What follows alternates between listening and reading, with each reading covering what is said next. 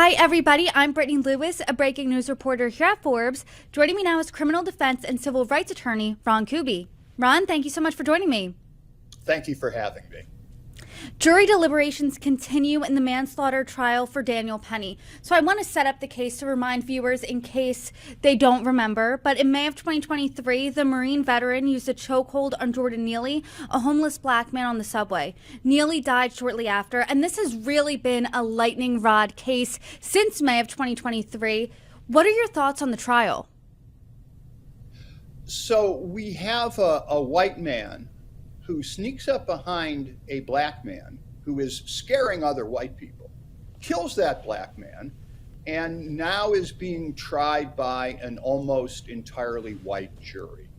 My thought on that is this is the story of America repeated over and over and over again. I know that to the rest of the country, Manhattanites, and this is a Manhattan jury, have the notion that they are all woke and whatever, and just want to live on Obamacare and let crime run rampant while we step over needles and dead bodies on our way to work. I know that's the way that we're seen. Historically, however, whenever white people in New York City, in Manhattan, are afraid of crime, Black people usually pay a very, very heavy price. And we've seen this over decades as we elected district attorneys who were eager to engage in mass incarceration. We had a police force, mostly white police force, that was brutal toward people of color, frequently, resulting in the deaths of a lot of people of color and never any criminal convictions. And we've, had our own share of vigilantes, most notably Bernard Goetz in the 1980s, who shot 4 young black men, although he admitted that he was not afraid of them. He acknowledged that he wasn't being robbed and that he wanted to murder them all because of one guy's bright, shiny eyes. He got acquitted too. Do you think Penny's going to get acquitted here? Because witnesses say that Neely was aggressive and threatening. The prosecution, on the other hand, says, that might not matter as much because they're arguing Penny went too far. You're only allowed to use deadly physical force if you reasonably believe deadly physical force is about to be used against you or somebody else. And that no combination of belief systems should get reasonable people to believe that Jordan Neely was about to seriously injure or kill somebody.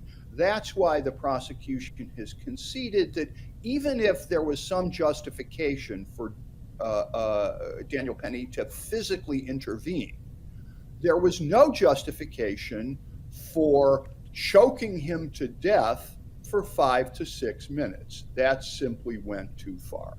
Although, if you, again, look at the history of America and the history of New York City generally, if you ask white people, how much force are you going to allow a white man to use against a scary black man to protect you? Historically, white people have said, whatever it takes. Do you think the prosecution laid out a strong enough case saying that he went too far? Because the defense is arguing Neely was, quote, aggressively threatening and had, quote, unhinged rage, and the chokehold wasn't strong enough to kill him. The defense is arguing a number of things, and they're arguing them in the alternative. Number one, they're saying that Daniel Penny did not kill Jordan Neely.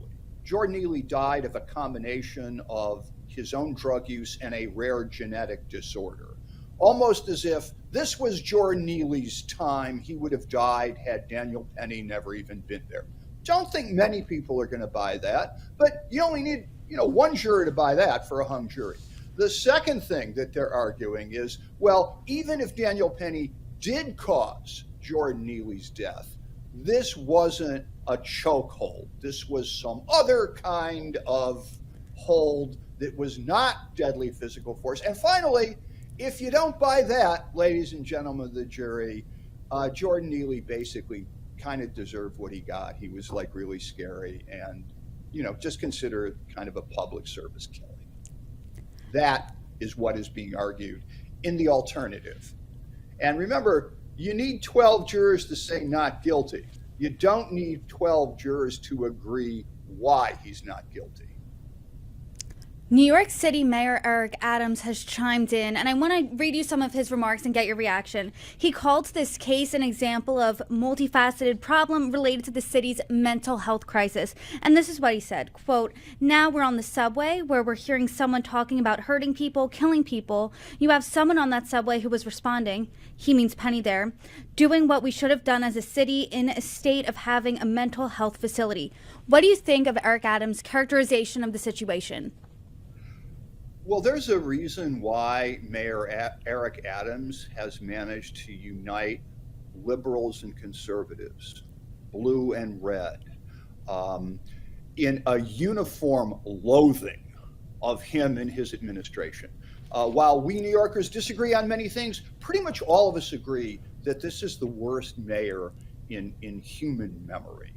And I don't even know what that means. Is he suggesting that what the city should have done was to kill Jordan Neely? Because that's what Daniel Penny did, doing what we should have done. That's what he said. Is he suggesting that there's a mental health crisis in New York that needs to be fixed? Well, yeah, there is, but he's been mayor for the past 3 years and he hasn't fixed it.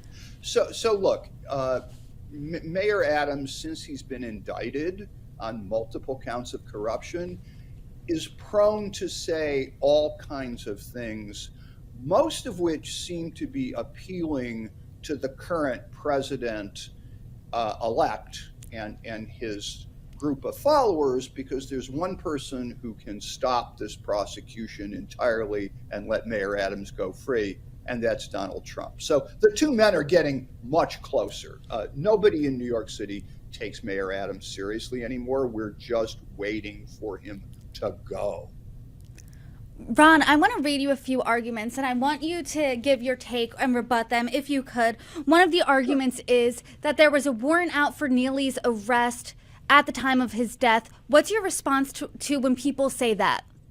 The fact that there's a warrant for his arrest is completely irrelevant as to whether he should be choked to death. I've also seen another New York City lawmaker post a video with someone acting erratically on the subway saying, what are New Yorkers, what are subway passengers supposed to do? Just sit idly by. What's your response to that? Well, look, I ride the trains every day. I go to court every day on the trains. I go everywhere on the trains. And there are many people on the trains, who are in a bad way, who are disturbed. And there's all kinds of ways to address that. I mean, the way I address it usually is to engage with them. Like, are you okay? Can I help? And usually, that calms people, and the help usually involves giving a couple of bucks. That's what I do. I'm a big guy, so I don't expect everybody to do that. Most people simply ignore the person and wait for their station and move on. Some people who want a physical confrontation or feel a physical confrontation is necessary will stand between that person and an especially vulnerable person on the train. Like sometimes I will stand between a woman and her child, for example, and somebody who appears to be crazy. What we don't do is kill them. So throwing up your hands as a member of the city council and say, what are we supposed to do? It's like, dude, you're supposed to allocate funds for hospital beds and treatment and treat this like a medical issue rather than a vigilante issue.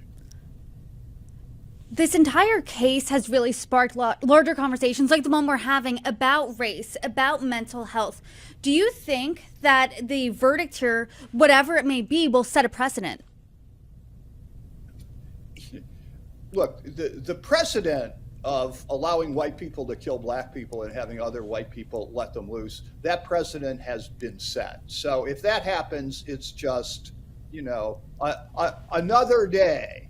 On the other hand, if a Manhattan jury is actually willing to say, no, this is not okay, that would be precedent setting and hopefully spur our lawmakers to address this issue. We're a city of 8 million people. There's no more than 5,000 homeless people on the street. We have like $1 trillion budget.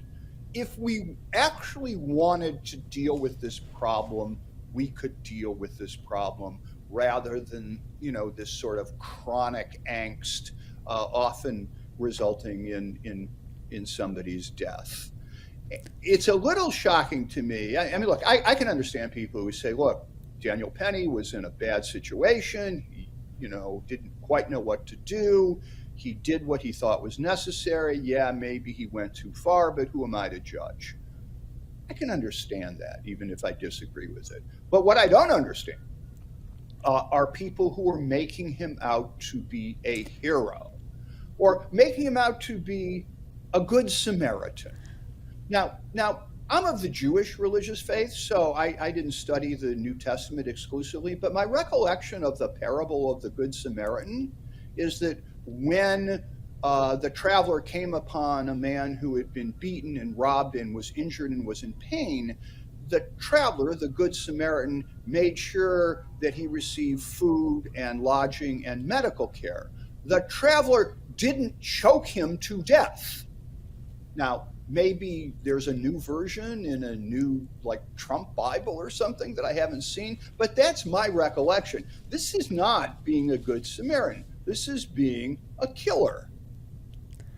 To your point, Daniel Penny has been called everything from a murderer to a good Samaritan to a hero, everything in between.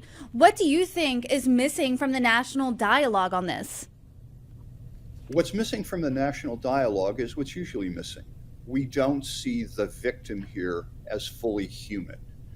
We don't see the victim as our brother or son or nephew. We see the victim as some sort of demonized and scary other.